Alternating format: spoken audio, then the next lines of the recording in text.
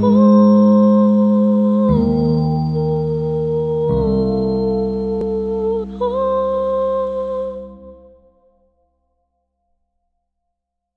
get started, and a warm good evening and welcome to everyone who is logging in either through this webinar or through Facebook, where this is also streaming live on the Indic Book Club Facebook group. It is at facebook.com/groups/Indic Book Club, all one word. So you can join from any of these two medium, and you can send in your questions through the Q&A button that you should have on your on this webinar link. If you see at the bottom, you'll see a Q&A link. So you can send in your questions, and once we are finished with our chat, then we'll take these Q&A one by one. So welcome, Vivek. It's a pleasure, delight to host you on this Indic Book Club author Q&A, and it's a double pleasure for me to do this and chat with you. I think in 2018 June we had done this when you had come to Bangalore for the launch of your book Urban Naxals, the making of Buddha in a traffic jam, at the Crossword bookstore, and it was a near riot. If I recall correctly, there were literally hundreds of people crowding the stores, standing in the aisles and everywhere. And what was supposed to last for about 45 minutes to an hour went on for more than 2.5 hours. You had to delay your departure. And there was a line of people waiting to get their books signed. And I think the store ran out of books. They said they had never sold so many copies of a single book in a single day until as much as it did with Urban Naxals. So now, when you said that you were coming up with the next book, Who Killed Sastry, basically from the maker of, you made this movie in 2019, the Tashkent Files, and this is a fabulous book. I think if I can, okay, if people can see this. They can see only if it is in front of your face. Oh, no. Okay, so I'll try and show it again, but this book came out a couple of months back, and I'm delighted to host you, Vivek. Thank you very much. It's always like coming to family. I never treated myself separate from Indic Academy, Indic Book Club. In fact, my whole journey started when I got a bunch of books from Indic Book Club. At that time, I didn't know people personally, and they just landed in my house, 2017 or something like that, 16 maybe, perhaps, yeah. So that's how I got introduced, and I said, aha, even people run book clubs right now.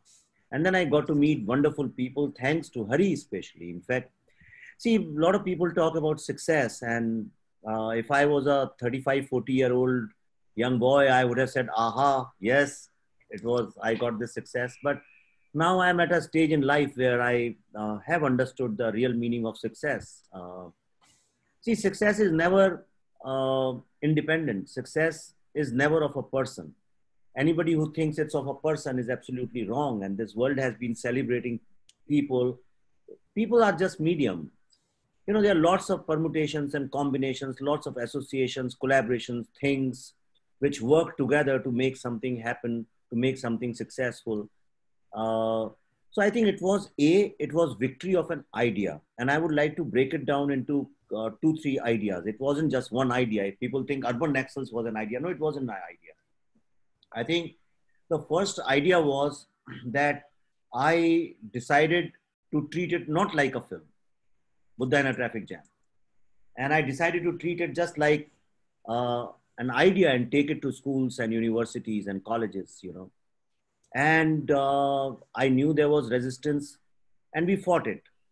And the second idea was when Hari Kiran, he one day out of the blues, for no reason, he called me and he said, why don't you pen down all these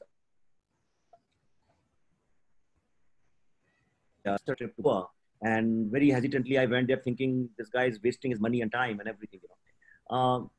Once I reached there, I wrote 3 chapters like in no time because it was very easy. They just came out. But then I got stuck, and it was a long journey, 1.5 years, I think, almost.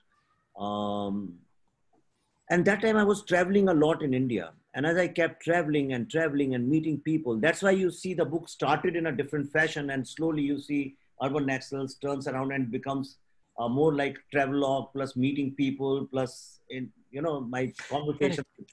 I think you start the book by describing one, very cold December night. You were and family were traveling somewhere near in Rajasthan, Yeah, and true. some agitation stopped, had blocked the road, and I think Gujar agitation, yeah. correct, correct.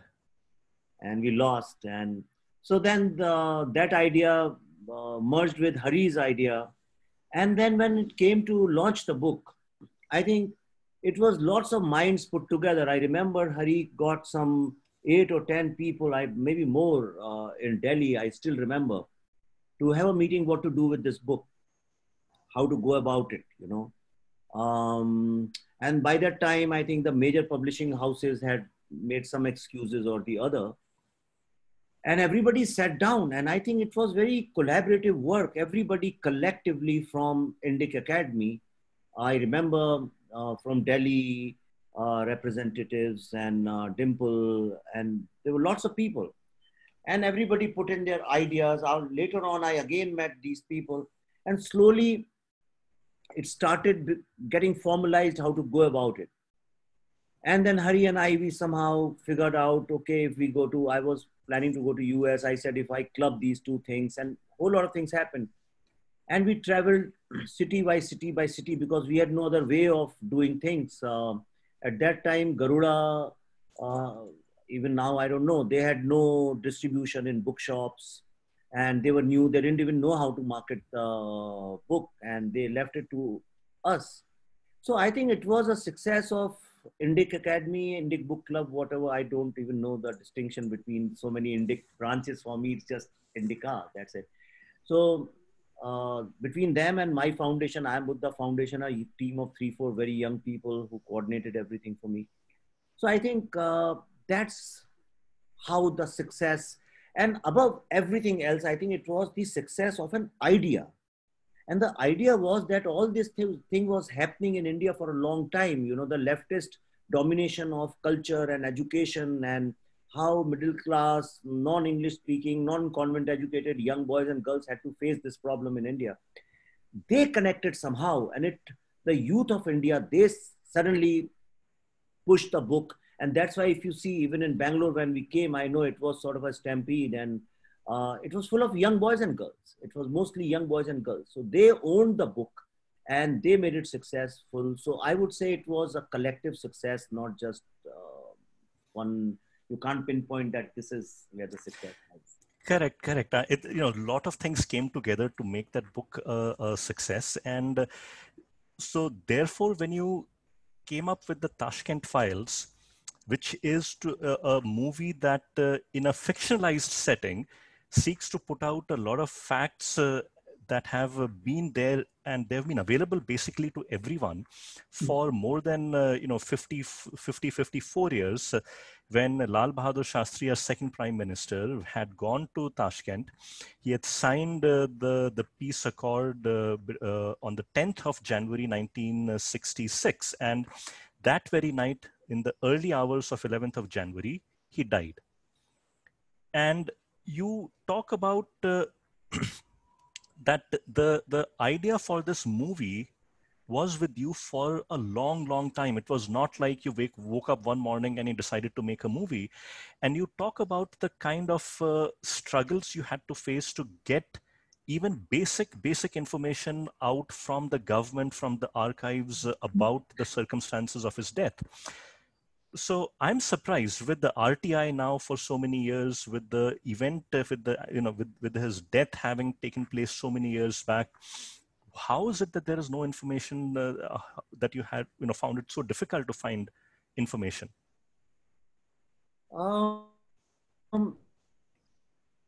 See, all of us, it's not that we live in different countries, we live in the same country, same society, you know that. In India, doing research is a nightmare. It is actually a nightmare. I remember once I had gone to US when I went there to study. My childhood friend used to live in US somewhere. I had no clue where he lived. I had no idea absolutely where he lived.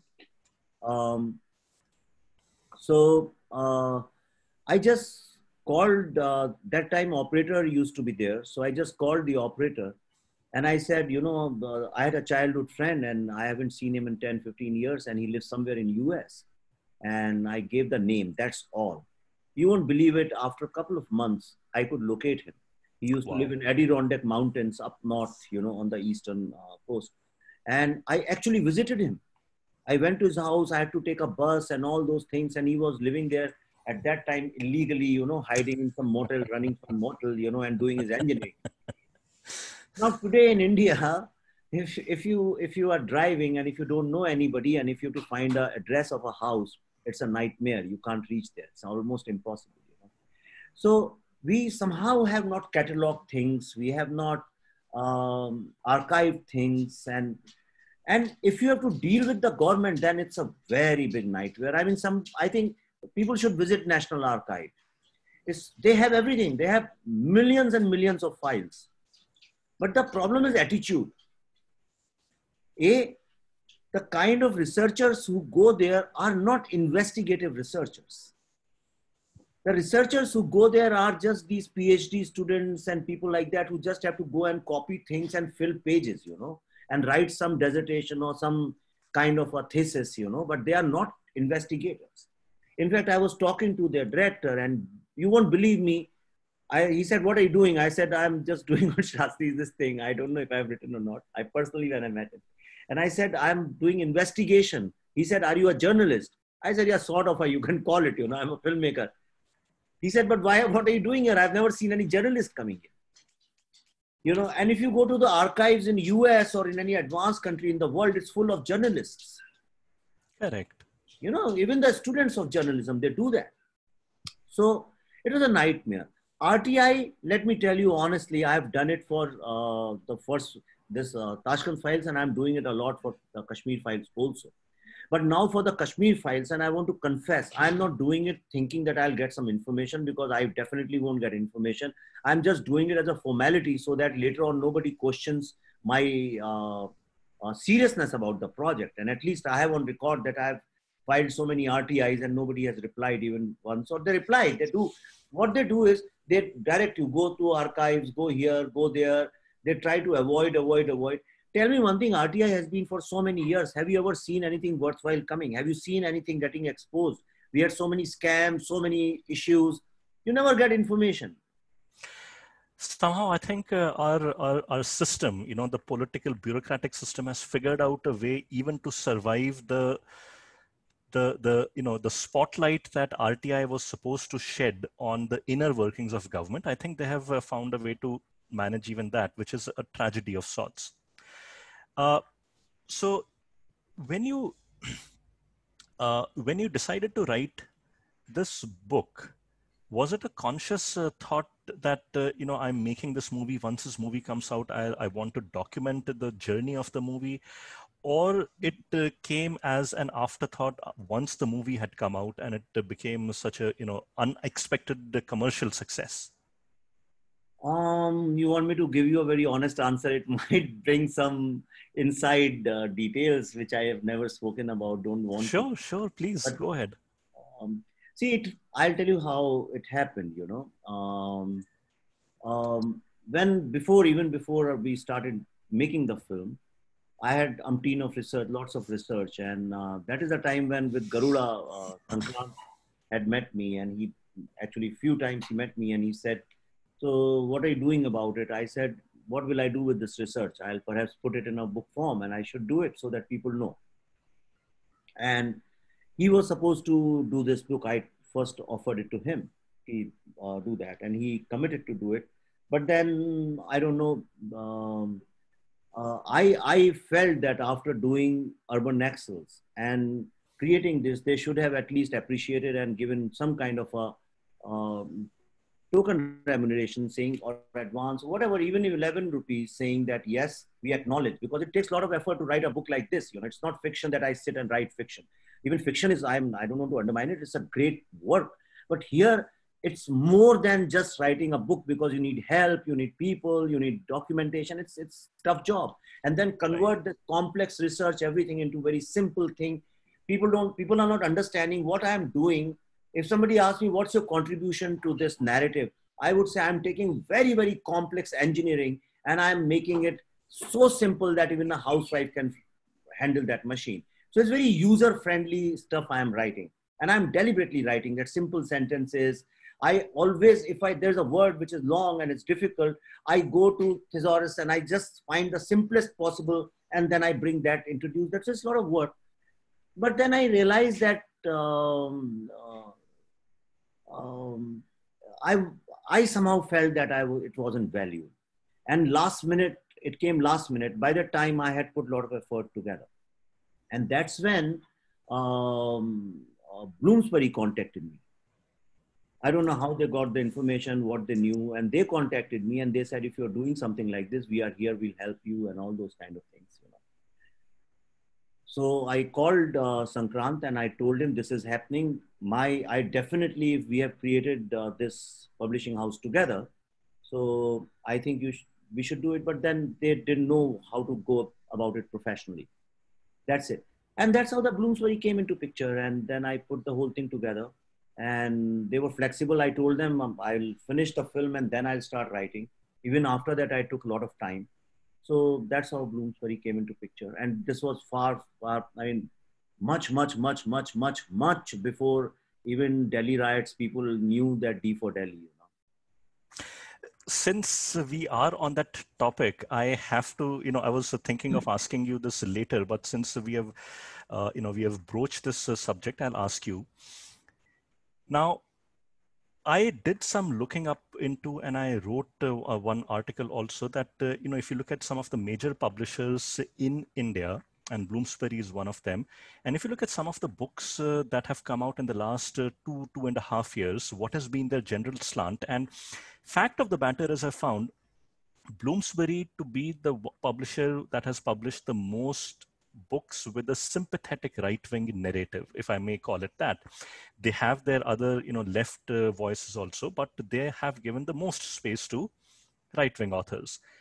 Then this controversy over the Delhi riots book came out, and there were several right-wing authors, that we heard about from Twitter and other places who said they're going to withdraw their book. And I said, I'm not sure whether that's the right thing to do. I can understand the anger and the anguish that people would feel that at this, censoring of a book that had gone through review and editing and legal vetting and everything. You chose to go with the Bloomsbury, right? So was there any pressure on you? Did you feel at any point that you should not publish with Bloomsbury and go with another publisher? And what was the whole, I'm sure this would have come up as a discussion, as a topic. Okay, yeah, I don't shy away talking about it. In fact, I never spoke about it, but to me, this is a very sacred place, and I treat Indic Academy as a very nice platform. So therefore, I should be speaking with utmost honesty and sincerity, and without mincing my words, I would like to put it on record that the book actually started selling a few months before even Delhi riots was in the picture. Even before it was commissioned by Bloomsbury. So it started and pre-orders had started. Everything was done and it came out in the market. Because of COVID, everybody wanted to lie low and it was decided the book we'll do on 2nd of October. So Bloomsbury decided that let it just go to the bookshops and all, slowly market is opening up, first August, then 1st September, like that slowly it was opening up and they said, let it happen. And then we'll launch it properly. In fact, I had discussions with Hariji also and that, okay, we'll do book launch whenever the right time comes. And then one day, Monica called me, Monica Arora, and she said, Vivek, I want you to be the chief guest and give the keynote speech in my book's inaugural. And I said,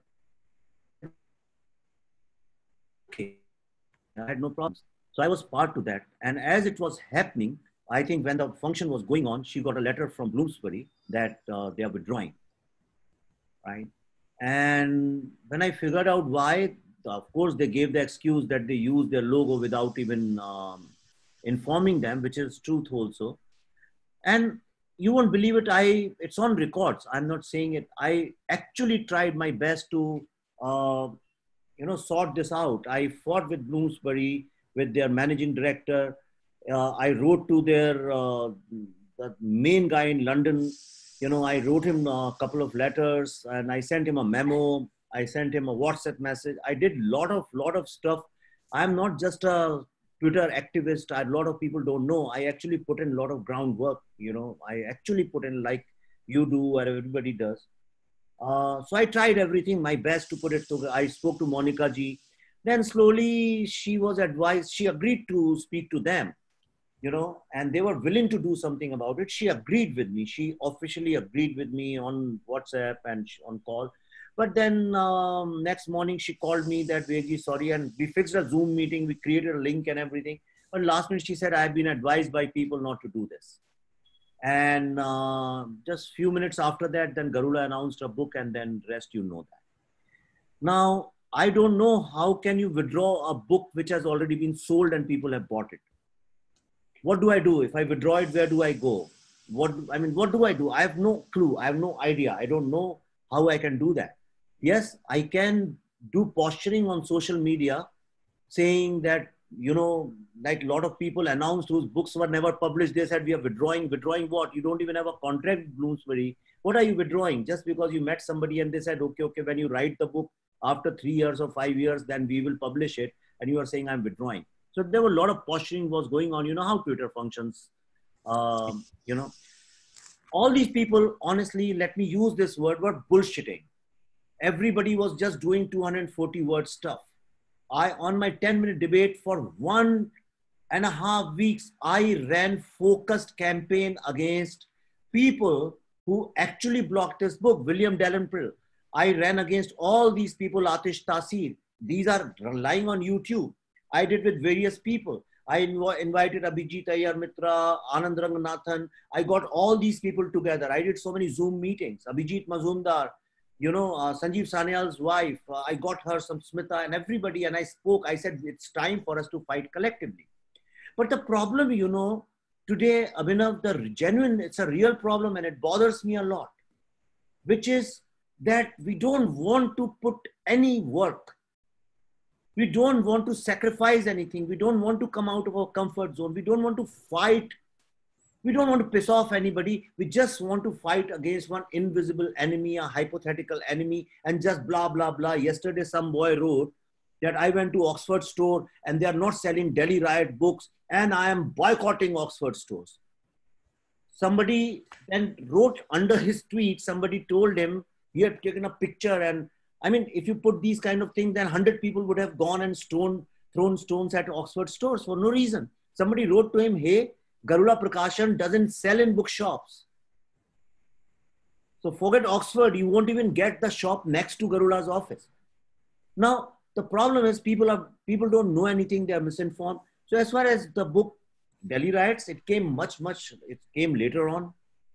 It had nothing to do with my book. The people who have withdrawn their books are the books which were never published or which were going to be published. For example, Sanjeev Dikshit's book, I wrote the foreword for that book. And that book was supposed to come in December or whenever. So it was easy for him. Imagine if my book was not published. It was not in the hands of people. If people hadn't paid money to buy it. Right? A book is not just a book. A lot of work goes. It was 2-3 years of work, 1 year of work for editors. I know how I worked with editors because it was a technical book. A lot of referencing wasn't there. We found it. A whole lot of work has gone into that. Correct. So then these people who withdrew their book, they started running a campaign that Vivek Agnihotri should also withdraw his book, boycott his book, ban his book and all that. They started, So I know all these people who are running this campaign. I don't know why, how it will help them. In fact, what they don't realize is if they are going to attack me more, I am definitely smarter than them. I am going to use it to my advantage, which I have not done till date. And I'll convert the whole thing in my favor. But I don't want to get into this thing. So we have decided to let's sell on its own. And we will do hangama whenever we have to do. Let the markets also open up. People have started their lives immediately after COVID. Let people get settled. We'll do it after Diwali. But the good news is this, that without any visibility, without doing anything, the hard copies and bookstores They have got repeat orders from almost every single place, and through Amazon and through digital this thing, they are getting repeat orders. And Bloomsbury is very happy with the way book is selling at this stage. In fact, they were not expecting anything better than this. So it's definitely, and I'm sure after Diwali, once I start doing more stuff on this, people will get to know more about it. Interesting. A lot of, I think, information, insights that I think a lot of us did not know. And this is a topic that I think we probably need to have a separate, more focused debate on this, because there are a lot of issues that you have alluded to and talked about that I think deserve I think a more detailed discussion. But coming back to this book, Who Killed Sastry? Yeah.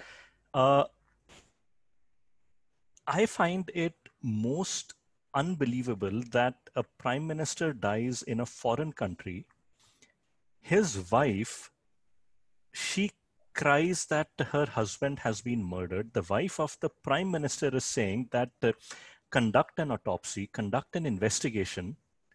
No autopsy is conducted, no investigation is conducted. And people still insist to this day, some people, that anyone who claims that this was anything but a natural death is a conspiracy theorist. How do you explain this? Where's the conspiracy? If you look at the center of the book, the main question is postmortem. How is it believable that the Prime Minister of India, the second Prime Minister, dies in a foreign country immediately after the war and during Cold War, and he dies under suspicious circumstances, where KGB per se goes and arrests their own butlers and Indian butler and Indian cook. Indian ambassador, Mr. T.N. Kaul, has been he's being asked many questions, and despite that, we never went in for postmortem. That, I think, was the biggest blunder we have ever made. Where is the conspiracy in that? Second thing is, for the Prime Minister's death, if the country demands an inquiry, we have not set up even one inquiry commission. And all this, third thing is, all this happened. There are so many questions I have raised in the book, like 2 medical reports. Till date, nobody has been able to answer that. A whole lot of things.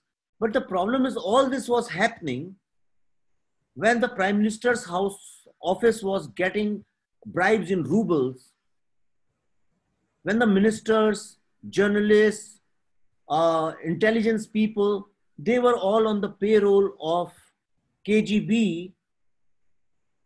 When all this you put together, that is a conspiracy. Not that this is a conspiracy theory. That is a conspiracy, which now the question should be asked, who were the conspirators who were conspiring against India? That is the question the book raises, not that this is a conspiracy theory raising questions about Shastri's death. So this thing about,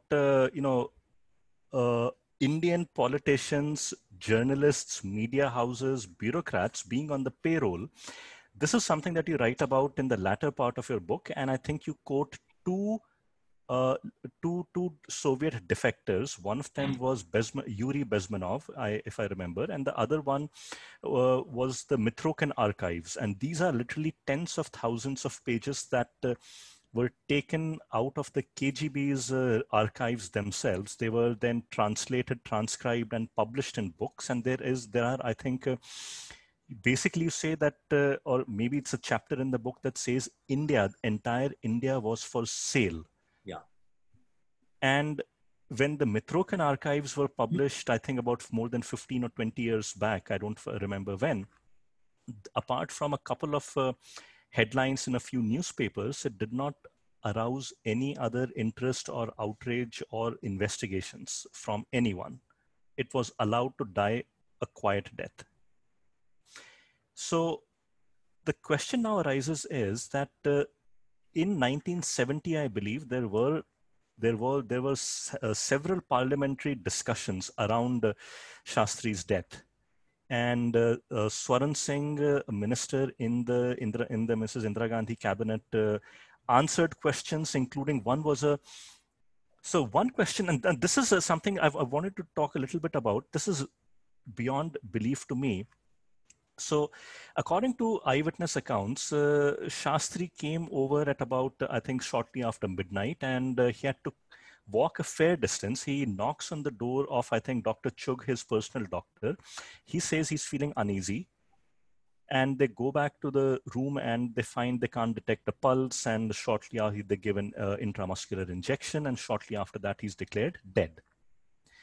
Now, I think Swaran Singh, the minister, when asked why didn't he ring the bell, why did he walk? He said that perhaps Shastri did not want to disturb anyone and thought he would walk in the state he was supposed to his doctor's room.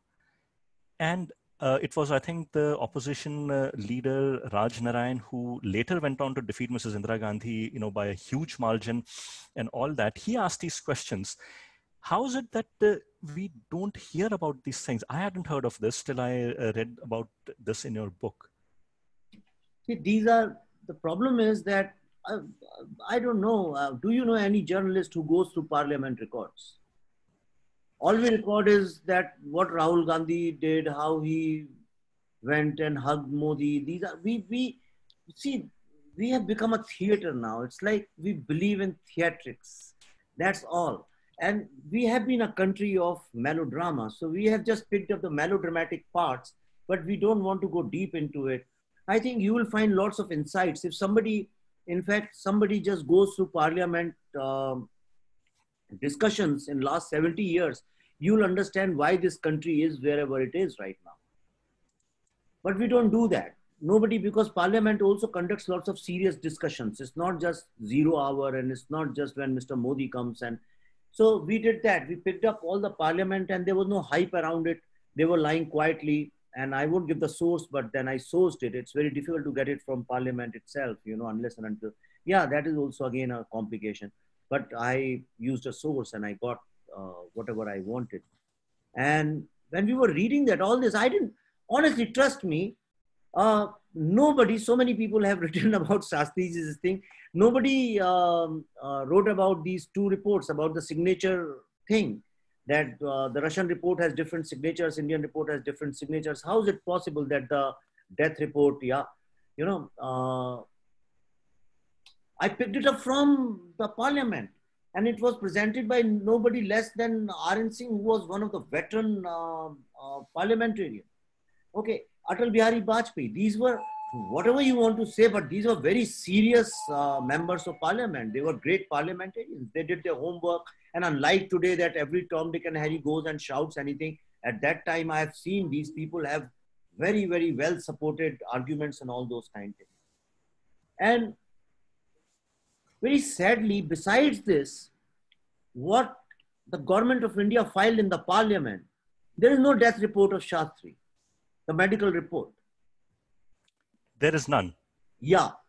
If you see, what I picked up is from the discussions, from the arguments, but when you put the white paper, with the white paper, there is no, I've written, I think in the book also, I don't remember correctly, there's so much of material. I think, yes, I have written, with the white paper. See, day-to-day discussion is something, then government presents the white paper, every annexure has to be documented, it's got no medical report. The reason was, then it makes you get suspicious that, is it because there were two different reports? And you also write that as per protocol, there are these regular, blood pressure and pulse and other medical parameters that are recorded of the Prime Minister. They are kept in a logbook, and that logbook is the property of the government of India. Yeah. In the case of Lal Bahadur Shastri, it is missing. Yeah. It is simply missing.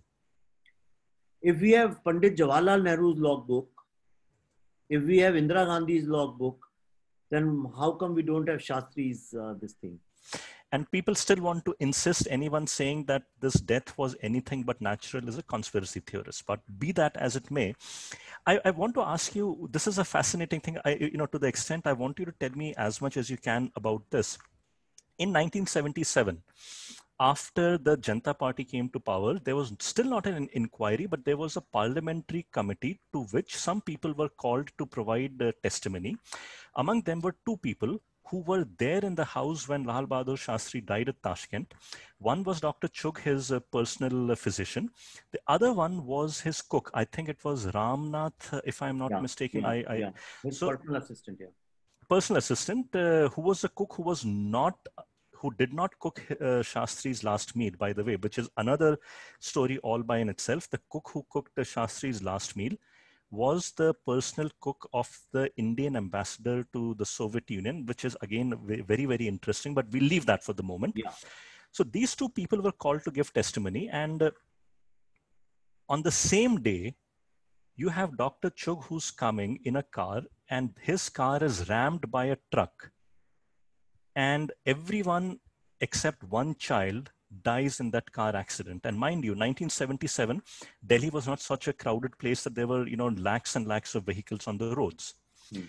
Then Ramnath, he visits the house of where, Srimati Lalita Shastri used to live. He meets her, and according to eyewitness accounts, he tells us something like, "Bahut dinon se boj tha, aaj sab bol denge."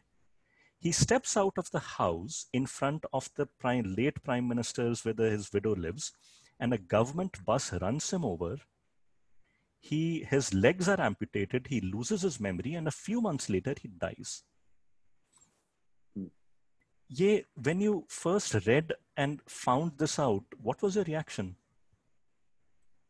My first reaction was that what kind of a country we are, If this something like this had happened in US, Oliver Stone would have made 10 films out of this, and they would have written so many books and so many articles. Anil Shastri has been saying about this for a long time, but this is a coincidence, and the bigger coincidence is that there was indeed a parliamentary committee. There indeed a lot of people spoke to it. These people went to give their testimonies, but there's no documentation with the parliament about this. Nobody has an idea where is that report, what happened to that. Nobody even cares about it. So this is how we have run this country for so long.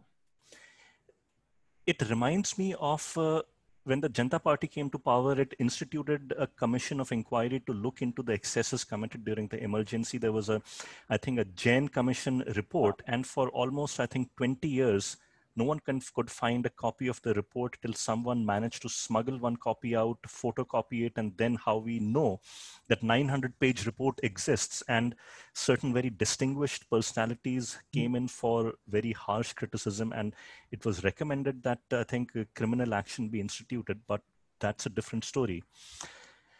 So one question is that you ask, the title of your book is in itself a question: who killed Shastri? You make the movie and you write about the struggle with the climax, right? You cannot just treat a movie like a documentary that, it starts and it finishes. A movie has to have a climax. Yet, what I really liked was that you did not take the easy way out by saying, some unknown, so can you tell us a little bit about what went into your mind when you were thinking about the climax of the movie? Oh, it was, I've written it in detail. I've written in the book about that dilemma, The thing is, if I say, okay, this is who has done it, who killed Shastri, so-and-so killed Shastri, or whatever, then I think it's not right, because I'm no judge. I'm no lawyer. I'm not any kind of an inquiry commission. And it's not correct on my part to say anything like this, because how can I do that? I'm not Sherlock Holmes, So I have to conclude how I see what made it happen. So if you see in the movie, also in the book, I have extended the same thought. I think that most of the things we don't know in this country and lots of denied is because we have no right to truth in this country. Even now, even today, despite everything in this country, we don't have right to truth. about anything. Why is that? People want to know the truth, but why is it that we have become so conditioned to not, pushing to find the truth out? Why is it that our political class has been so successful in teaching us to not demand the truth? Why is it? See, because I don't know. I don't want people coming after me and saying, hey, you said that. So I'm just saying it as one of the interpretations. There can be millions of them. But I think, with my limited understanding, that we are not taught to put emphasis on truth. There are there are two ways you can train a mind to seek something. One, what you learn from your family and everywhere. So in the society, in Hindu society especially, truth is a very personal thing. Truth is some ultimate truth. You do certain things, then you find that truth. There are many ways of finding that truth. So it's very philosophical in a way. It's very metaphysical. So a lot of people think truth is this, and it's got nothing to do with the system, and it's got nothing to do with the government. So truth has been considered very personal. But then in a democracy, in a system, truth is also an organized thing. Truth is something, when you do A, B, C, D, step 1, step 2, step 3, 4, it will lead you to truth, which the Western societies are very concerned about. They are not concerned about philosophical or metaphysical truth. They are not into spiritual truth. They don't care about it. They care more about the systematic truth, that the system is lying to me. And that becomes like, for them, it's a matter of life and death. And they are trained in school. They are trained in their offices. They are trained wherever they go. They are trained that it is the responsibility of your government to deliver truth. I'm not saying there are lots of crooks there also. Their system is also corrupt.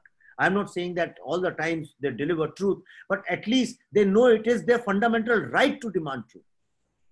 You tell me in which school or before my film, people had no idea that truth is your right. It's your democratic right. Because without truth, there cannot be any justice. Without truth, there cannot be any liberty. Without truth, there cannot be any freedom. Without truth, there cannot be anything. If I don't know the truth. So, given that our education system is the way it is, and I don't see any hope that it will, ever change or reform, what is your message to people, to youngsters who want to, to try and make a difference, right? So, where does their journey begin? How should they go about it?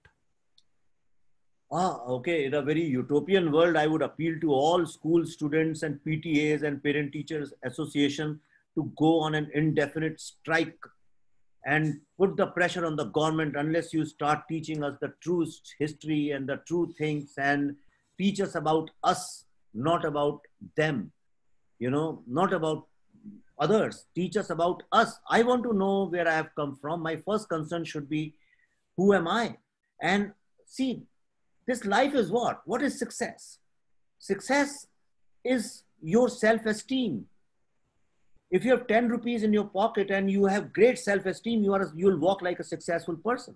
You can have billions and billions of dollars in your pocket, and if you have very low self-esteem, you will walk like an unsuccessful person. So success is in your mind.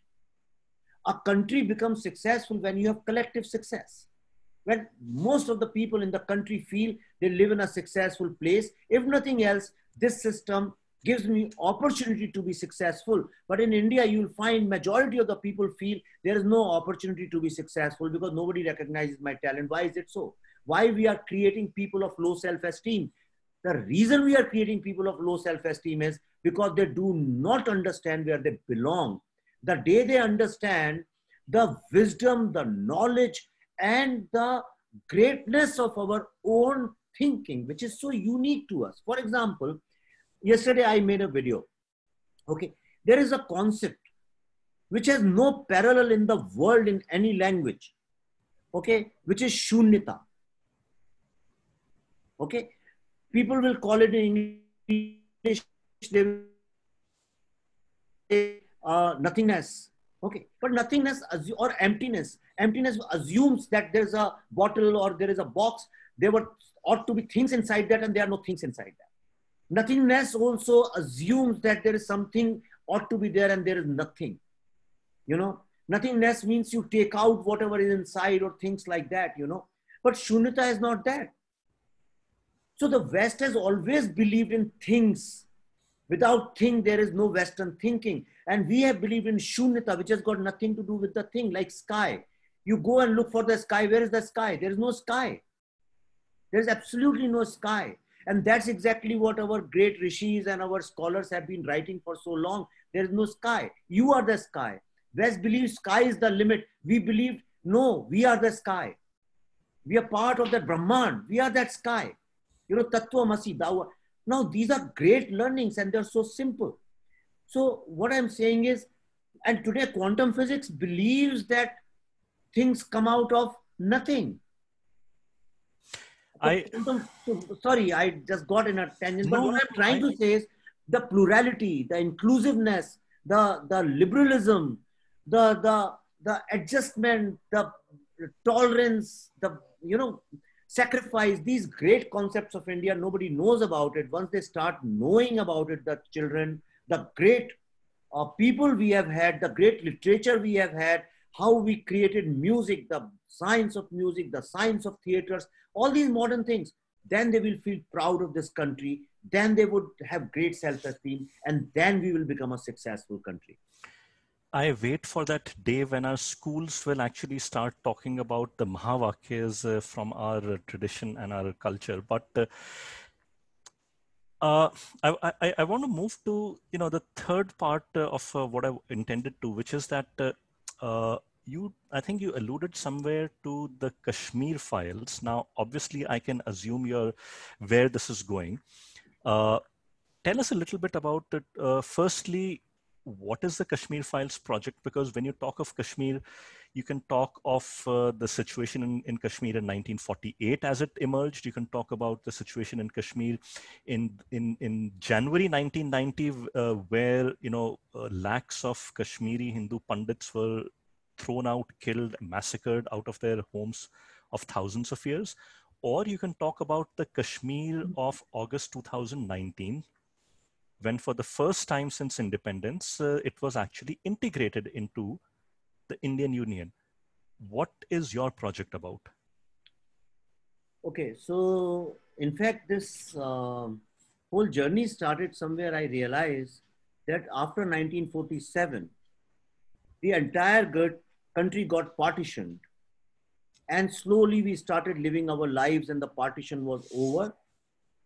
Logistically also, and also in people's minds, except for people who had to suffer during partition. Today's generation has no even clue about what partition was. It's a far, it's just long back it happened, and they don't even care about it unless and until they're taught in schools, you know. Your children, my children have no imagery of partition in their mind. But in Kashmir, partition never ended. Till date, even till date, it never ended. The suffering, the pain, the separation, you know, the call for partition, a new country, it kept happening. It got repeated every week, every day, every hour, if not on the ground, at least in their minds. Second thing was that without Kashmir, Bharatvarsh is nothing, absolutely nothing. It's like, look at America without its greatest universities. Nothing, you know. So the best of the inventions, the best of the discoveries, the best of the writing, the musicology, grammar, Ayurveda, yoga, Panchatantra, philosophy, you name it, everything you will find was written in Kashmir. And no wonder, I mean, people after doing, that's why Shankaracharya walked from the south and went there, Rishi Kashyap walked from south and went there, because for whatever reason, I think it was the apex body of research and apex body of knowledge and wisdom. And that's why Sharda is, they worship Sharda and Shiva. Shiva, the philosophical Shiva, the yogi Shiva, not the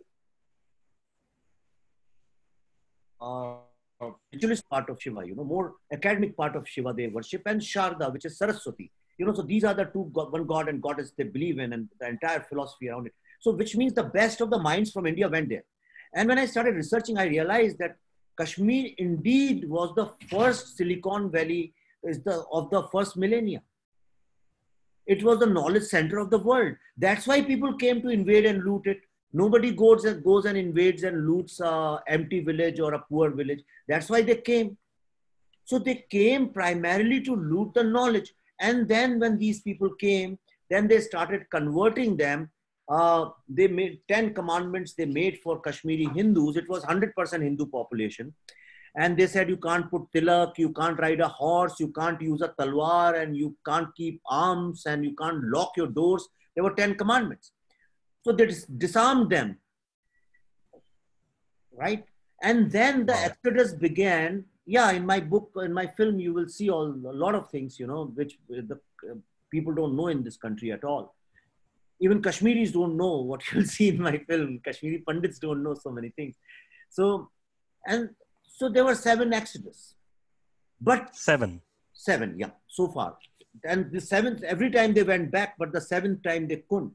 In fact, the earlier exodus, they were trampled, and then these Sufi people, Sufis are not what our Prime Minister popularizes, saying Sufi, Sufi, Sufi. That's not what Sufis were, These are the Fakir Sufis in Rajasthan who are like they are like the 100th or the millionth photocopy of the original document. So they have nothing to do with the real Sufi, this thing. Sufis were the soldiers of these Muslim kings. And they were the soldiers, and they would trample Hindus, under their feet, and they would eat their flesh. They will cut them and they'll eat their flesh. Are you serious?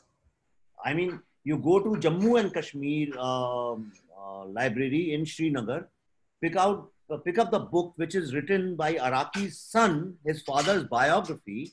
I'm quoting exactly from there. Unbelievable. So now all these things we don't know. So there were 7 exodus, but Abhinav, what hit me, because at the end of the day, I'm not a documentary maker. I have to tell a story. Okay, to tell a story, you have to, what I feel emotionally, I have to tell. Like in this film, Sastri's film, Right to Truth became my mantra. Similarly, here I'll tell you what became the mantra to write this film was. I believe they had the 8th exodus also. And the 8th exodus wasn't done only by Islamic terrorists, the so-called. It was collectively done that we deleted them from our minds. How we delete it? Yes, we raise, Kashmiri Pandit, when it comes to social media, everybody shows a lot of concern. Okay, but nothing has happened actually. Nothing has happened. Everything has been just whitewashing. Nothing has actually happened. Because we think Kashmir is somebody else's problem. We have isolated Kashmir in our mind. If somebody can scan people's mind in India, I can guarantee you that Northeast and Kashmir will have a big khai between them. They won't be as integrated as Delhi or West Bengal or Bihar or Maharashtra or Karnataka or Tamil Nadu. I can guarantee if somebody does a scientific scanning, every Indian feels that Northeast and Kashmir are 2 different countries. It has happened because a lot of people are party to this. Politicians, number 1, all the politicians. Number 2, media. Media has always misreported. They have hidden for their agenda. And especially the thought leaders and intellectuals and all these people who talk about secularism and blah, blah, blah, blah. What kind of secularism are they talking about? I'll just give you one incident. Okay. In 1988, and this incident will tell you exactly how Kashmir was governed. In 1988, in Kashmir, in their new complex of High Court, they built Gandhiji's statue, Mahatma Gandhi's statue. Okay. And India's Chief Justice of India, R.S. Pathak, was supposed to inaugurate it after 2 days. Okay. Then the Bar Association lawyers, they started protesting. They said, we cannot have Gandhi in our complex. Why? That's what I'm trying to tell you. And the Chief Minister of Jammu and Kashmir, Shri Farooq Abdullah, cancelled that program. And Mr. Pathak, the Chief Justice of India, had to cancel his visit to Kashmir, and Gandhi statue was never installed. Amazing. I had, Not again, only that, no idea. not over as yet. Immediately after that, the guy who was leading that protest, Mr. Farooq Abdullah, gave him a ticket from Srinagar constituency for member of parliament. Now, जो लोग secularism की दुहाई देते हैं, and what can be a better icon of secularism in this country than Mahatma Gandhi? Now, they wanted to send the same person who does not let Mahatma Gandhi's statue be installed to represent Kashmir in Parliament of India. And I mean, I don't know what to tell you after this. Words fail me. Despite everything that we read and all, these facts still, I think, end up startling us. So much has been hidden and covered up and distorted. So first, okay. So when can we expect this movie? We were supposed to shoot in March. In fact, I was leaving on the 16th of March, but then 18th March, in fact, they announced that from 18th March, there will be lockdown. So we had to postpone it. Then we tried to shoot in August, then September, then October. But now finally we are shooting in December. December. Yeah, December we are shooting the film. So hopefully next year, mid next year, you will get to see the film. Yeah. And the inevitable question, Vivek, when can we expect the book on the movie? This book I want to write. And I seriously want to write, and it's going to take me some time and a lot of courage to write this. Because this book is not going to be about, and I know what I'm going to write. See, for almost a year and a half, we traveled all over India. What I decided was that we have no documentation of the victims of, tomorrow if you say genocide, you will say what genocide, what happened, except for 3-4 very popular incidents on internet, with various interpretations. You won't find anything concrete, and most of them are written by the involved parties. So I said, by now in any country, if there is a genocide or semi-genocide or exodus, then it's a government's duty, any democratic government's duty, to form a tribunal and call all the victims on camera, uninterrupted. They have to record their testimonials, like war crimes are recorded. Right. Any civilized country would do that. So this is one of the reasons we are not a civilized country, is that we don't do these kind of things, So I said, let us do it with whatever resources we have. So I traveled everywhere, Jammu, Kashmir. I spoke to even Muslim victims, Jammu, Pune, Bangalore, Mumbai, Delhi, wherever they are. Then USA, Canada, UK, Germany, South Africa, all these places. We were about to go this May to New Zealand and Australia. We couldn't, but we'll go immediately after finishing the film in February or sometime. So far we have recorded long, means they're 6-hour long, 7-hour long interviews, non-stop, of more than 575 first generation victims. First generation victims means the criteria was that somebody in your family was murdered, raped, cut into pieces, stuff like that, or children were killed. That is first generation. Not that I heard my aunts and this and happened. Not that. So the first generation people we identified, we travel all over the world. In fact, a lot of people helped us in that. So when we were doing this, especially in US and UK and all these places, you won't believe it, for 45 days, Pallavi, me, my son and my crew, my cameraman, sound people, we traveled there. Our eyes were swollen because the entire day we used to do 2 interviews a day. Sometimes we would meet 6-7 people in the evening and then they would chat, and we recorded that also, the group roundtable discussions or over the dinner discussions and all. I just kept crying. 45 days, non-stop. I mean, in the morning, I normally go for a walk. My eye used to be swollen and I had to put ice, sometimes milk or some things like that, Pallavi and I, and we non-stop cried. We were not crying because it was about killings. We were not crying because somebody's mother was cut into pieces. We were not crying into pieces, or father was cut into pieces. I'm a filmmaker, storyteller, so I think I'm more emotionally evolved. So these things I can control. I was crying because it was self-pity. I was saying, I am such an aware person, and how come I didn't know about this? Whatever I knew was nothing. I said, how come I didn't know about this? And that feeling is such a pathetic feeling, Abhinav, I can't tell you, is the worst feeling in the world. Is the worst feeling. Knowing how somebody was killed, you can live with that, this happened. But this is something you can't resolve because you take a lot of pride in your knowledge, knowing, yes, I am up to date with the social politics of this country. I know what happened. Kashmir, oh, I know what happened. This is the politics. This is how Exodus happened. There was Islamic terrorism. And worse, what worse? They must have killed some people in 50 pieces. They cut a woman into two halves. They cut this. No. To know that it was happening right in front of you and you had no idea about it.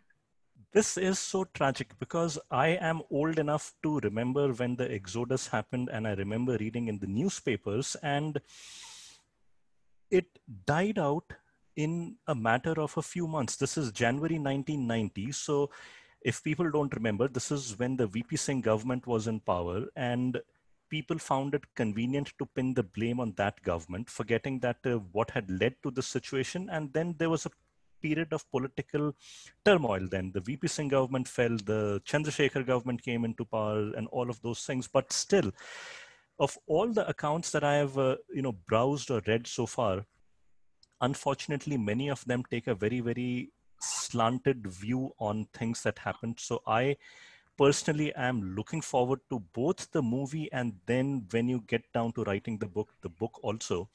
So Vivek, I'll thank you once again. This has been a terrific, wonderful interview. You have talked about not just this book, Who Killed Shastri, but also on several things that I think were an unexpected surprise and delight. So on behalf of Indic Book Club, Indic Academy, I'd like to thank you once more. And people, the book is Who Killed Shastri, from the maker of the major motion picture, The Tashkent Files, by Vivek Agnihotri. It's been published by Bloomsbury. If you can make out this book, this is the book. Yeah, so no, please go and buy it, read it, review it, talk about it, discuss it, share it with people. I'll show it.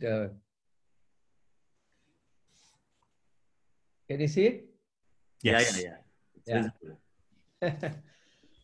So thanks so much, Vivek. I was listening to your passion. Your passion always inspires people. And man, you're all over the place. You just finished Bhopal. Now you're going to Uttarakhand. You really, I don't know where you get this energy from, but it's amazing. Really, really nice. So now what's happening in Uttarakhand? You're going to start shooting Kashmir Files? No, I'm going for Recce to a few places, and then December we start shooting. I see. So you're not, I mean, last time you had trouble getting permissions from in Kashmir itself, right? So you're going to... No, I'm shooting in Kashmir also, but first I'm shooting in Uttarakhand and then I'll shoot in Kashmir. Otherwise, you might have to go to Georgia or something. See, a lot of people say, yes, we are integrated and yes, 370 and all those things. Yes, I know that this government is doing a lot of stuff, like universities come under central government and lots of things are happening. But still, it's Kashmir remains exactly how it was 1.5 years ago, pre-5th of August, because it's as troubled as ever, and that is worrisome. So let's see.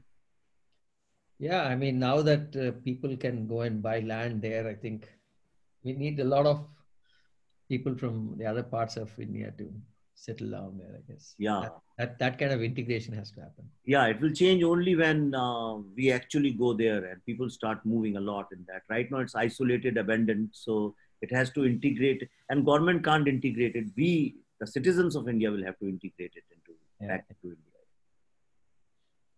Good, yeah. Thank you. Thank you. Thank you very much. Thank you, Vivek. Thank you, everyone. Bye. And I wish the entire Indic family in advance for happy Diwali and happy all the festivals which are going to come. Thank you, Vivek, and from us also. Okay, okay. Thank you. Bye-bye, bye-bye. Bye.